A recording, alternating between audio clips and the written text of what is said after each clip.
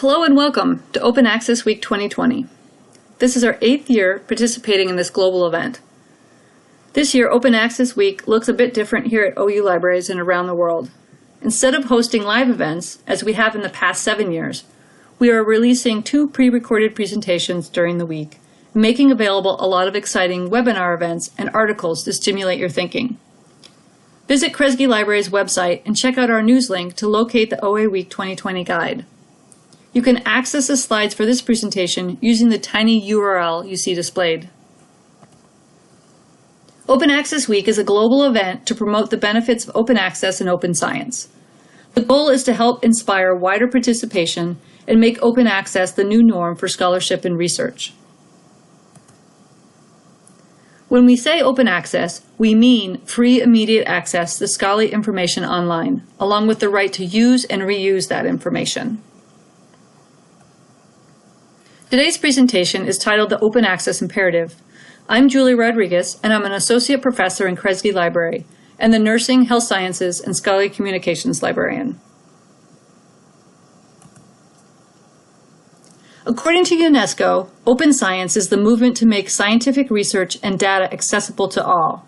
It includes practices such as publishing open scientific research, campaigning for open access, and generally making it easier to publish and communicate scientific knowledge. The Center for Open Science and the Foster Open Science course are 2 places where you can learn more about open science practices. Open access publishing is one element of the open science practice. Open access publishing models shift the cost from pay to access to pay to publish. Publishing is paid for either by the author, the creator, funder, association, an institution, or through transformative agreements. These new agreements offset subscription fees for open access publishing fees.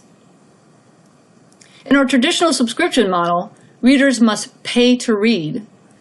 Access is restricted either to library subscriptions or personal subscriptions. Peer review happens before publication, not after. Intellectual property content is not free to use and reuse, but becomes the property of the publisher.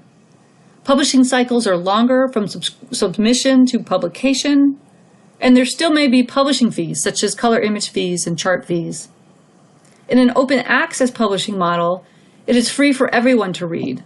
It is widely available to anyone with an internet connection. It allows for unlimited peer review, even after publication, as well as sharing and collaborating. It is free for anyone to use and reuse. It allows for shorter publication cycles, and it has greater discoverability since it's available on the public web rather than behind paywalls and subscription databases. Open access and open science have proven impacts. Open access increases research impact with greater international reach, and open access articles get more citations and are cited earlier. Open access accelerates the pace of science, discoveries, and scholarly knowledge through quicker publication cycles and access to preprints. It allows new knowledge to be shared more quickly.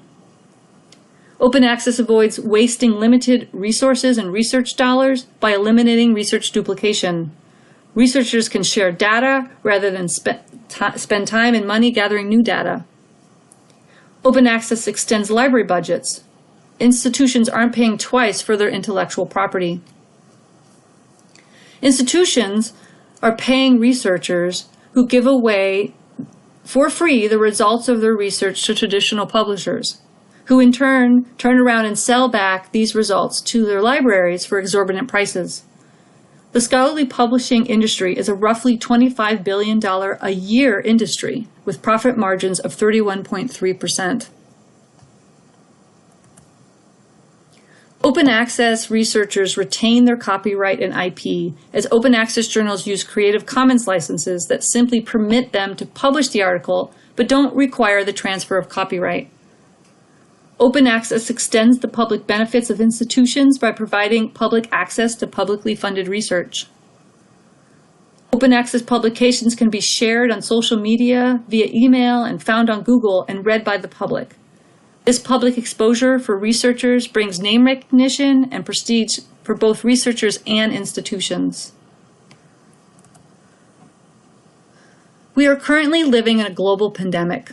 This isn't the first time we've been here. Lessons learned from the past have changed how researchers are sharing information today. Remember Ebola. In 2014, Ebola killed at least 10,000 people in Liberia, Sierra Leone, and Guinea.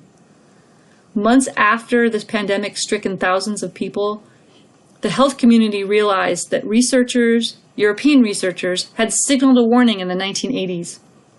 But this research was published in expensive European journals and didn't include any local co-authors and was completely out of reach from the health professionals in the countries that could have benefited from the research. It was estimated that it would have cost an African physician $45 to download one of the articles, about half of a week's salary in many of these countries. In February 2016, the World Health Organization declared Zika a pandemic. This time, global organizations acted quickly to mandate sharing of data and publications. The WHO released the following statement: all research manuscripts relevant to the Zika epidemic will be assigned a digital object identifier and posted online in the Zika Open Collection within 24 hours while undergoing peer review. Other organizations and publishers followed. The statements here are from the International Committee of Medical Journal Editors and from the publishers of Nature. So it's now 2020. Here we are again, this time in a much larger global pandemic. The tremendous progress that we have made in the past 8 to 10 months is because scientists, researchers, academics, and physicians are sharing what they learned as fast as they're learning it. The biology community has a long-established practice of sharing their preprints. bioRxiv is a free online archive and distribution service for unpublished preprints in the life sciences. The first article related to COVID-19 was published in bioRxiv on January 19th, just 20 days after the Chinese government contacted the WHO. As of May 2020, around 850 COVID-19 related preprints were being published every week. The chart here shows the preprint to published journal article relationship. The curve demonstrates that preprints can disseminate information faster, but as the months progress, the published articles surpass the preprints. If even half of these published articles were locked behind paywalls, that would be detrimental to progress. Fortunately, publishers committed to making COVID-19 articles openly available, as demonstrated in this list on the screen. Why do we need a global pandemic to accelerate science? We shouldn't. According to the WHO, heart disease and stroke are the world's biggest killers, accounting for a combined 15.2 million deaths in 2016 alone. The open access imperative is being recognized by governments and funding agencies around the world. Plan S, which takes effect in 2021, requires all scholarly publications resulting from research funded by public or private grants provided by national, regional, and international research councils and funding bodies must be published in open access journals, open access platforms, or made immediately available through open access repositories without an embargo. The signatories are primarily EU governments and funders, the WHO, but also the Bill and Melinda Gates Foundation in Seattle and Washington. In the United States, most of the major government agencies and research funders require open access for publications and data, including the Ford Foundation and the Gordon and Betty Moore Foundation and others. In higher education, the Compact for Open Access Publishing Equity was started by universities in 2009. It was intended as a structure for shifting the publishing model from closed to open and supporting researchers who needed funds to publish in open access journals. Each university commits to establishing mechanisms for assisting researchers with publishing charges in fee-based open access journals. 20 major signatories signed on between 2009 and 2014. Another 33 universities developed OA funds without signing, and 74 universities voted for open access policies. This would be a good time to discuss the different routes to open access publishing. The chart defines the top 4 methods of OA publishing with the most commonly used terminology.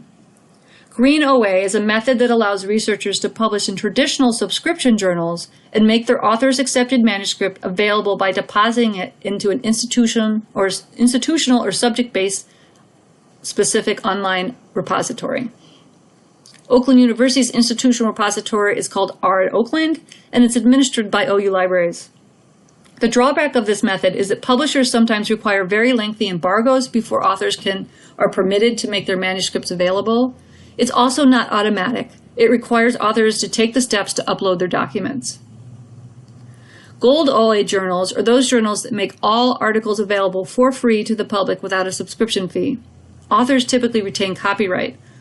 Many of these journals use an article processing fee model that requires the author or some other party to pay a publishing fee.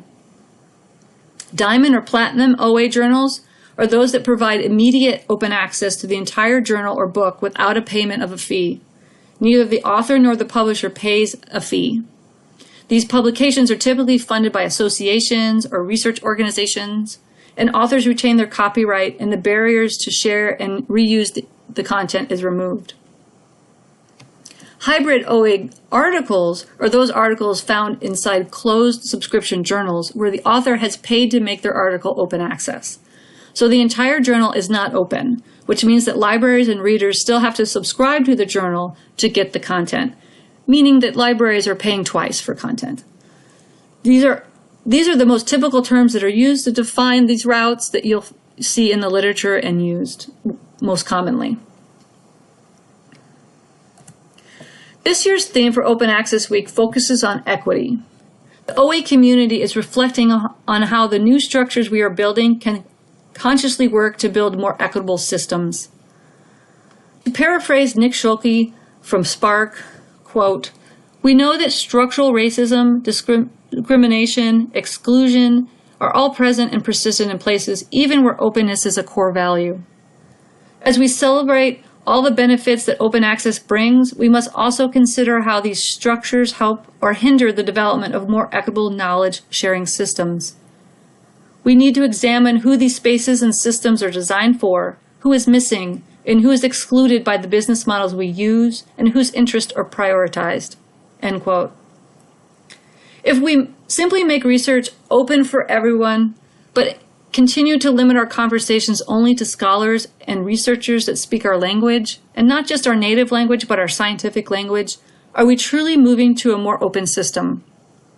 If we are writing in such a way that is inaccessible to those impacted by our research, are we truly being open? Researchers are comfortable talking to each other. Many are less comfortable translating their research for the public. The European Union has a public engagement requirement for researchers called the Science with and for Society program. This plan recognizes the importance of including the public in research, starting from the design stage through the translation and communication of results. Today, it is more important than ever that the public be able to not only access accurate information, but be able to understand and utilize that information. What you can do. As a researcher, as an author, you can choose to publish your research in fully open access journals. You can write the article processing fees, if there are any, into your grants. When you can't publish in an open access journal, you can commit to posting your accepted manuscripts in an IR like OAweek2020. You will want to retain your copyrights. This enables you to share and reuse your work however you want. You can advocate for your department or your school to make an open access publishing pledge. Kresge Libraries faculty unanimously passed an open access publishing pledge that stated, quote, "Faculty will publish fully open or use green OA methods to make their scholarship available." You can teach about open access, especially to graduate students who need to gain exposure for their research and need to understand the implications for giving away their copyright. And you can take steps to become a public scholar. Engaging with and including the public in your research is a start. Translating your research so it's understandable and facilitating discussions about the results, using mechanisms such as Twitter to engage everyday citizens so they can have access to authoritative, factual discussions. And finally, use open access materials in teaching. Be sure that you aren't asking students to pay for materials that are available through the library or online through open access methods. Oakland University Libraries provide support for faculty and students with publishing, particularly with open access publishing. I'm the scholarly communications librarian, and so in my role, I offer assistance for locating appropriate journals, for questions about copyright and authors' rights, and I facilitate the Kresge Library Open Access Publishing Fund. This fund pays up to 70% of article processing fees for qualified applicants. OUWB has a separate OA fund for their faculty, but these funds are not guaranteed. If it is important to you that you get this support, then let your dean know, let the administration know, let the research office know that we must find a way to make these funds continue. I also coordinate OU Library's institutional repository, and I can help individual faculty and departments establish a collection of their scholarship. This would make it possible for researchers and authors to share the full text of their research on Twitter or on Google on a department website. For more information, you can find on our Scholarly Communications web pages under services from our website. OU Libraries is also a Biomed Central member, which means that Oakland faculty get a 15% discount for publishing fees. And Kresge Library has a research data librarian named Jim Van Loon, and he can provide assistance with data sharing and data management, data creation, and curation and preservation. Information about the services he provides are found under the data management web pages under services. And finally, because we're librarians, we provide lots of guides. And so we have guides about open access and authors' rights and data management listed under our course and subject guides under the Topical Guides tab. This concludes my presentation. If you have any questions, please don't hesitate to reach out to me. I would love to have conversations with live people about these topics. And again, you can find the slides, so you can click on some of the live links using the tiny URL link. Thank you.